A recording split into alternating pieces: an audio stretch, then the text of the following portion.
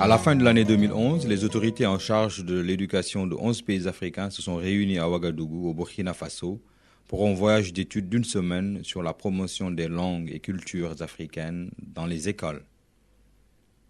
Reconnaissant que le thème de l'utilisation des langues africaines comme médium d'instruction dans les écoles constitue une question controversée en Afrique, l'UNESCO Breda, avec des fonds du groupe Afrique de l'UNESCO, a réuni les secrétaires généraux, les directeurs de la planification et les responsables des programmes scolaires des ministères de l'éducation du Bénin, du Cap-Vert, de la Côte d'Ivoire, de la Gambie, de la Guinée-Conakry, de la Guinée-Bissau, du Niger, du Togo, de la République démocratique du Congo et du Sénégal. Les perspectives, nous voulons que les participants qui sont là et qui représentent leur pays puissent s'approprier la dynamique. Parce que, vous savez, l'UNESCO, nous soutenons les bonnes pratiques dans les pays.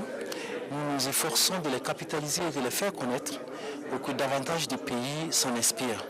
Mais au total, in fine, le travail pour la question de durabilité et de poursuite de l'action engagée incombe au pays. Et nous voulons que les participants qui sont dans cet atelier puissent chacun, lorsqu'il retourne dans son pays, devienne un avocat pour la promotion des langues et cultures africaines. Ce voyage d'études, qui s'est déroulé du 19 au 23 décembre 2011, s'est ouvert par une déclaration du ministre burkinabé de l'Éducation nationale, de l'alphabétisation, Mme Koumba Boli, qui a souligné la nécessité de partager les expériences en Afrique.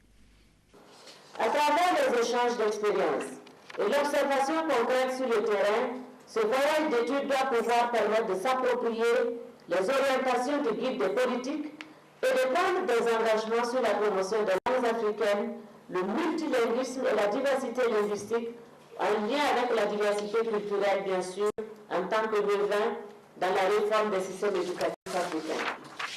Pour ajouter de la valeur à des présentations théoriques sur l'approche, les participants ont effectué 2 visites de terrain. Tout d'abord à Nomgana et Lumbila et ensuite à Banfora. Je vous souhaite aussi la bienvenue au sein de notre espace d'éveil éducatif. Très certainement, certains d'entre vous ont entendu parler des espaces d'éveil éducatif. Communément, nous appelons ça 3 E. 3 E. Le premier E, c'est espace. Le deuxième, éveil. Et le troisième, éducatif. Il faut se dire qu'il y a une philosophie fondamentale qui sous-tend mise en place de l'espace d'éveil éducatif. D'abord, c'est l'approche communautaire. Ce sont des structures mises en place par la communauté. Et Solidaire Suisse ne fait qu'accompagner sur le plan technique, sur le plan pédagogique, les activités d'éveil du jeune enfant au sein de la structure. C'est pourquoi le ministère de l'Action sociale nous a détachés auprès de Solidaire Suisse pour accompagner les initiatives de Solidaire Suisse en matière d'encadrement de la petite enfance que Solidaire Suisse mène à travers le Burkina Faso. Cette première visite a suscité chez les participants le désir d'en savoir davantage sur le travail du gouvernement du Burkina Faso, sur le contenu de l'éducation basée sur l'utilisation des langues dans le secteur formel. Ceci a conduit les participants à une deuxième visite ce même mardi 20 décembre 2011. Ici, les participants ont été accueillis par un inspecteur de l'éducation nationale et le personnel, avec à sa tête la directrice, Madame Dipana Julienne.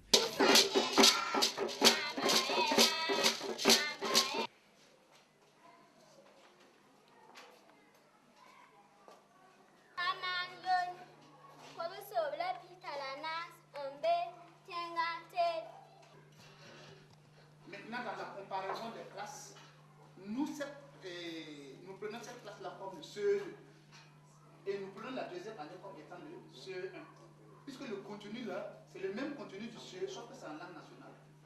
Donc c'est nous, en faisant la comparaison avec les classiques, il n'y a pas de CP2. Il y a un CP1, un CE1, un CE2, et puis maintenant CE1 et CE2.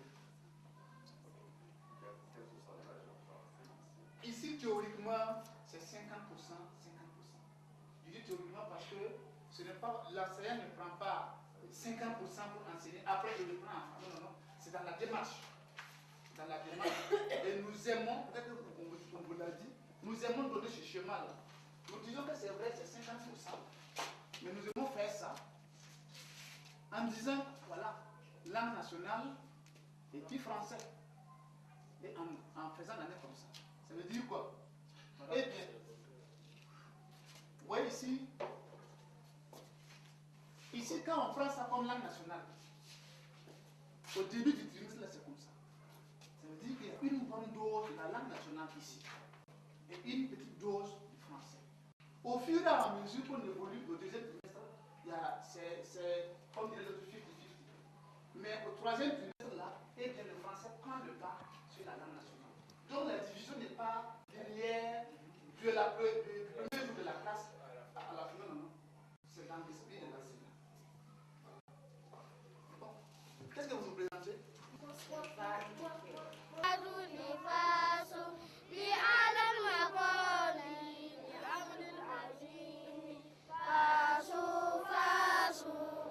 Tel est l'accueil à l'école trilingue de Numgana, où les cours sont dispensés aux élèves en 3 langues, l'arabe, le moré et le français.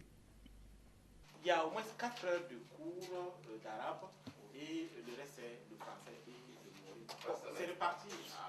Voilà. Non, par semaine. Oui, par semaine, je pense que c'est... Ok, c'est au 3e trimestre de la première année qu'ils ont commencé l'arabe, le langage, et ensuite le 3e trimestre de la deuxième année qu'ils ont commencé l'écrit, l'alphabet en arabe, pour qu'il n'y ait pas de confusion entre ce qu'ils appellent en français et en arabe.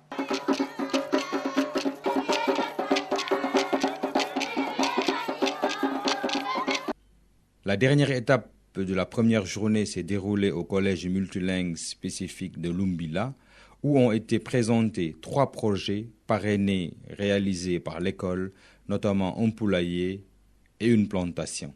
Des disciplines classiques et des disciplines spécifiques. Alors les disciplines spécifiques, c'est la culture, la production et les langues nationales. Alors 3 langues nationales sont enseignées, le moré, le djoula et le fulfulde.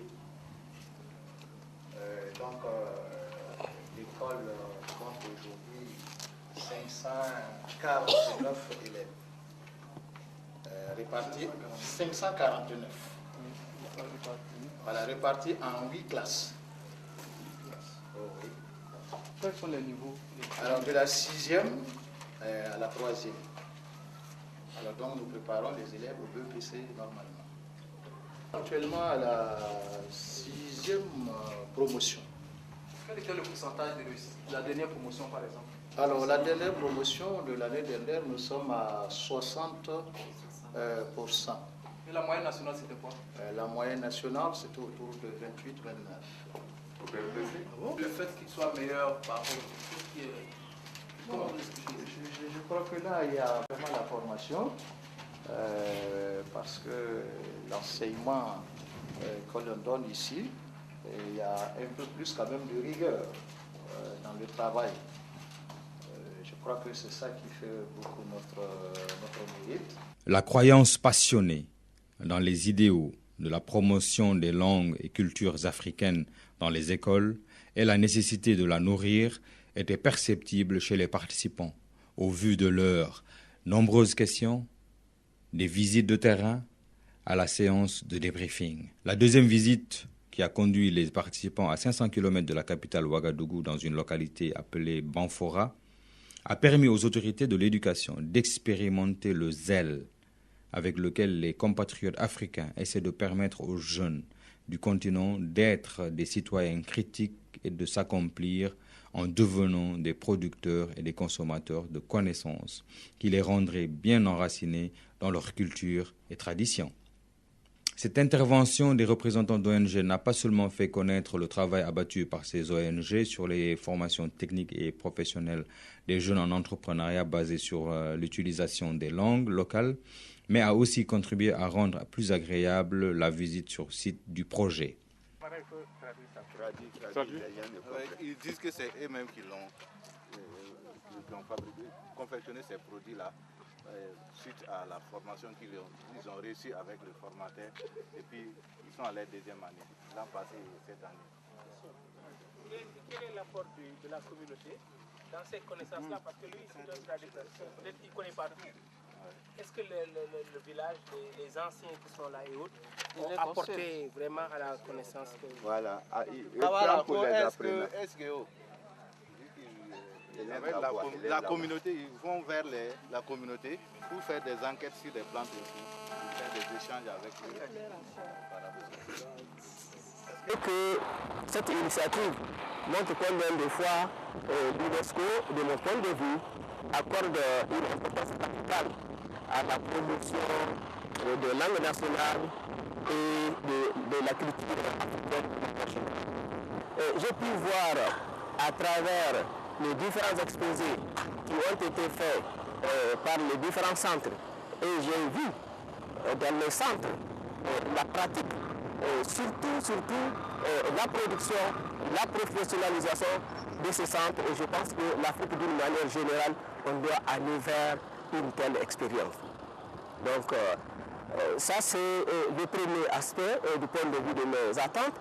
Et deuxièmement, comme j'ai eu à vous dire, il y a beaucoup de pays qui ont été invités et que ces pays ont eu chacun à faire un exposé par rapport à l'expérience qu'ils vivent au niveau de leur ministère, comment est-ce que ces différents ministères apprécient par exemple l'utilisation de langue nationale. Et je pense que ce que j'ai vu à travers les exposés de différents pays, de différentes délégations, je pense que les attentes seront satisfaites. Cette initiative vient à point nommé parce qu'au niveau de notre pays, nous sommes dans une grande réforme et qui prend en compte les langues, la promotion des langues nationales dans le système éducatif. D'ailleurs, nous avons commencé à travailler avec l'UNESCO. Nous avons réalisé la stratégie d'intégration des langues. Et maintenant, dès l'année prochaine, nous démarrons donc le travail proprement dit par l'expérimentation. Et puis après, ce sera la généralisation. C'est une très très bonne initiative. As you know, culture is embedded in our languages. And our languages are the vehicle of our culture. So what we are doing here really is very relevant to our mandate, to the wish of the African Union. And Akalan has gained a lot. As you know, Akalan works in partnership with BREDA. So we've really gained a lot in terms of widening our horizons, taking into account our mandate. Ce voyage valait la peine d'être vécu. Parce que nous sommes dans des pays où aujourd'hui, beaucoup d'initiatives au plan national et international sont menées en direction de la langue nationale. Et chaque pays se cherche, parce que des expériences ont été menées, certaines ont échoué, d'autres ont eu des débuts de réussite. Mais aujourd'hui, nous sommes convaincus que les langues nationales apportent un plus dans l'amélioration de la qualité de l'enseignement. Et il fallait donc, à partir de toutes ces initiatives, mais ça et là dans les différents pays, aller dans un pays où au moins il y a un début de réussite. Et c'est ça, d'ailleurs, l'exemple du Burkina. Du fait que la nécessité d'une renaissance africaine continue de croître de jour en jour, il est à espérer que cette visite d'études sur la promotion des langues africaines dans les écoles a créé une plus profonde compréhension de l'important recours aux valeurs et à la sagesse africaine. Le rôle de l'UNESCO pour promouvoir les langues et la culture africaine dans les écoles est donc essentiel si le multilinguisme et la diversité culturelle de l'Afrique doivent demeurer un atout qui doit être mis à profit.